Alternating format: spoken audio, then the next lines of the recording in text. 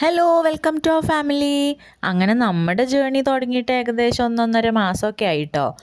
ഞാൻ കൂടുതലും ഷോർട്സൊക്കെയാണ് ഇട്ടായിരുന്നത്. ആകെ ഒരു ലോങ് വീഡിയോ ഇട്ടുണ്ടായിരുന്നുള്ളൂ.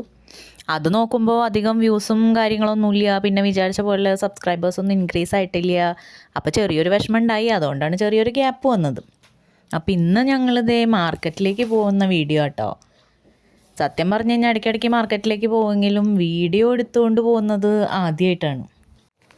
ഇതിലൊരു കോമഡി എന്താണെന്ന് വെച്ചാൽ ചില സമയത്ത് വ്ളോഗറാന്നുള്ള കാര്യം മറന്നു പോകും. എന്തെങ്കിലുമൊക്കെ കാണുമ്പോൾ അതൊക്കെ കണ്ട് ആസ്വദിച്ച് അങ്ങനെ നിൽക്കും. പിന്നെ കുറച്ച് നേരം കഴിഞ്ഞിട്ടോ അല്ലെങ്കിൽ വീട്ടിലൊക്കെ എത്തിക്കഴിയുമ്പോഴാണ് ആലോചിക്കുക, അയ്യോ അത് എനിക്ക് വീഡിയോ എടുക്കാമായിരുന്നല്ലോ ഇടായിരുന്നല്ലോ എന്നൊക്കെ. അപ്പം നമ്മുടെ ഓരോ വ്ളോഗേഴ്സും എത്ര എഫേർട്ട് ഇട്ടിട്ടല്ലേ ഓരോ വീഡിയോസും നമ്മളെ ഭംഗിയായിട്ട് കാണിക്കുന്നതൊക്കെ. ഇപ്പോഴാണ് അതിൻ്റെ ടെക്നിക്കൽ സൈഡ് എനിക്കും മനസ്സിലായത് കേട്ടോ. അത്ര ഈസി അല്ല ഒന്നും. അങ്ങനെ ഞങ്ങളിതേ ചാലക്കുടി ടൗണിലേക്ക് എത്തിക്കൊണ്ടിരിക്കുക. ഇപ്പം ഞങ്ങൾ പോയിക്കൊണ്ടിരിക്കുന്നത് നമ്മുടെ പള്ളി സ്റ്റോപ്പിലേക്കാണ്. അവിടെ ഒരു ബ്ലൗസ് സ്റ്റിച്ചിങ്ങിന് കൊടുത്തിട്ടുണ്ട്. അപ്പോൾ ആദ്യം അത് മേടിക്കണം. കുർത്തീസും ഫ്രോക്സൊക്കെ ഞാൻ സ്വന്തമായിട്ട് സ്റ്റിച്ച് ചെയ്തിട്ട് അത്യാവശ്യം പുറത്തേക്ക് സ്റ്റിച്ച് ചെയ്ത് കൊടുക്കുന്നുണ്ട്. പക്ഷേ ബ്ലൗസ് എനിക്ക് ഇപ്പോഴും അത്രയ്ക്ക് അങ്ങോട്ട് സ്റ്റിച്ചിങ് പിടിയില്ല. അതുകൊണ്ട് ഇവരുടെ അടുത്താണ് സ്ഥിരമായിട്ട് തയ്ക്കുന്നത്. അത്യാവശ്യം നല്ല സർവീസ് തന്നെയാണ് കേട്ടോ ഇവരുടെ. അങ്ങനെ ഞാൻ ബ്ലൗസൊക്കെ ഇട്ട് നോക്കി, എല്ലാം പെർഫെക്റ്റ് ആയിരുന്നു. അവിടെ നിന്ന് ഇറങ്ങി പിന്നെ ഞങ്ങൾ നേരെ പോയത് സൂര്യ ഫാൻസിയിലേക്കാണ്. ഈ നിർമ്മലയിൽ പഠിച്ചുകൊണ്ടിരിക്കുന്ന കാലത്തെ സൂര്യയിൽ രാവിലെ തന്നെ പോയി ക്യൂ നിന്ന ഒരു സമയം ഉണ്ടായിട്ടുണ്ട്. അന്ന് ഏറ്റവും അഫോർഡബിൾ പ്രൈസിൽ സാധനങ്ങൾ കിട്ടുന്ന സ്റ്റാൻഡിൽ ഒരേ ഒരു കട അന്ന് സൂര്യയായിരുന്നു.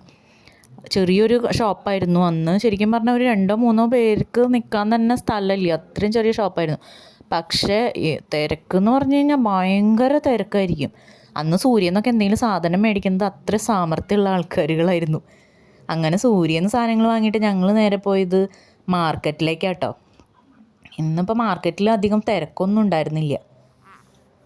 അങ്ങനെ ഞങ്ങൾ ഇതേ മാർക്കറ്റിൻ്റെ ഉള്ളിലേക്ക് കയറി. അപ്പോഴാണ് കണ്ടത് റൈറ്റ് സൈഡിലെ കടകളെല്ലാം പൊളിച്ചു കളഞ്ഞു. ഞാനിപ്പോൾ മാർക്കറ്റിൻ്റെ ഉള്ളിലേക്ക് വന്നിട്ട് കുറച്ചധികം നാളുകളായിട്ടുണ്ട്. ഇപ്പം എന്തോ ഒരു അതിശയം പോലെയാണ് മാർക്കറ്റ് കാണുമ്പോൾ. ഭയങ്കര വ്യത്യാസമുണ്ട്.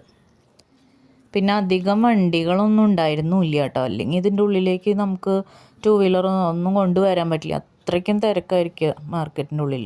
ഇപ്പം ഞങ്ങൾ പോകുന്നത് ഒരു പച്ചക്കറി കടയിലേക്കാണ് കേട്ടോ. നമ്മൾ സ്ഥിരമായിട്ട് പച്ചക്കറി വാങ്ങിക്കുന്ന ഒരു കടയിലേക്കാണ്. അവിടെ ചെന്ന് കഴിഞ്ഞപ്പോൾ കടച്ചക്ക, മാങ്ങ, അമ്പഴങ്ങ അങ്ങനെ കുറേ സാധനങ്ങളൊക്കെ ഉണ്ടായിരുന്നു. പക്ഷെ അതൊന്നും വാങ്ങിയില്ല. ഞങ്ങൾ അത്യാവശ്യം ഒരു സാമ്പാർ കഷ്ണമൊക്കെ മേടിച്ചത് അവിടെ നിന്ന് ഇറങ്ങി നേരെ പോയത് നമ്മുടെ സപ്ലൈക്കോലാട്ടോ. അവിടെ ചെന്ന് കഴിഞ്ഞപ്പോൾ നമുക്ക് ആവശ്യമുള്ള സാധനങ്ങളെല്ലാം അവിടെ ഉണ്ടായില്ല. അപ്പോൾ വിചാരിച്ചു വന്നാൽ പിന്നെ ഇവിടുന്ന് മേടിക്കേണ്ടെന്ന് വിചാരിച്ച് അവിടെ നിന്ന് ഇറങ്ങി. അപ്പോൾ നേരെ ഓപ്പോസിറ്റിൽ നമ്മുടെ ചെമ്പക ചിപ്സ് 2 ഷോപ്പുണ്ട് കേട്ടോ. ഞാൻ ആ ബ്ലാക്ക് കളർ കാണുന്ന ഷോപ്പിൽ നിന്ന് സ്ഥിരമായിട്ട് വാങ്ങിക്കാം. അതാണ് പണ്ടത്തെ ചെമ്പക. അങ്ങനെ അവിടെ നിന്ന് എന്തൊക്കെയോ കണസ സാധനങ്ങളൊക്കെ പറഞ്ഞു വാങ്ങിച്ചു. പിന്നെ ഞങ്ങൾ നേരെ പോന്നു കഴിഞ്ഞപ്പോഴാണ് ഓർത്തത് ഒരു സാരി ഫോൾ മേടിക്കേണ്ടായി. അപ്പോൾ നേരെ തിരിച്ചു വന്ന് പിന്നെ ആ സാരി ഫോൾ നമ്മുടെ സിനി ടെക്സ്റ്റൈൽസിൽ നിന്ന് മേടിച്ചു. പിന്നെ ഞങ്ങൾ നേരെ ഞങ്ങളുടെ വീട് ലക്ഷ്യമാക്കി പോന്നു. അപ്പോഴാണ് ഓർത്തത് മാവേലി സ്റ്റോറിൽ നിന്ന് സാധനങ്ങൾ മേടിച്ചിട്ടില്ല. അപ്പോൾ നമ്മുടെ പരിയാരത്തുണ്ട് മാവേലി സ്റ്റോർ. ഞങ്ങൾ പണ്ടും ഇപ്പോഴും എല്ലാം മാവേലി സ്റ്റോറിൻ്റെ ഫാൻസാട്ടോ. സ്ഥിരമായിട്ട് അത്യാവശ്യം സാധനങ്ങളൊക്കെ ഇവിടുന്ന് തന്നെയാണ് മേടിക്കാറ്. ഈ പൾസസൊക്കെ മേടിച്ചിട്ട് ഫ്രിഡ്ജിൽ സൂക്ഷിക്കുകയാണെങ്കിൽ നമുക്ക് കുറച്ചധികം നാളൊക്കെ യൂസ് ചെയ്യാൻ പറ്റും. അങ്ങനെ അവിടെ ചെന്നപ്പോൾ തീരെ തിരക്കൊന്നും ഉണ്ടായിരുന്നില്ല, അധികം ക്യൂ ഒന്നും നിൽക്കേണ്ടി വന്നില്ല.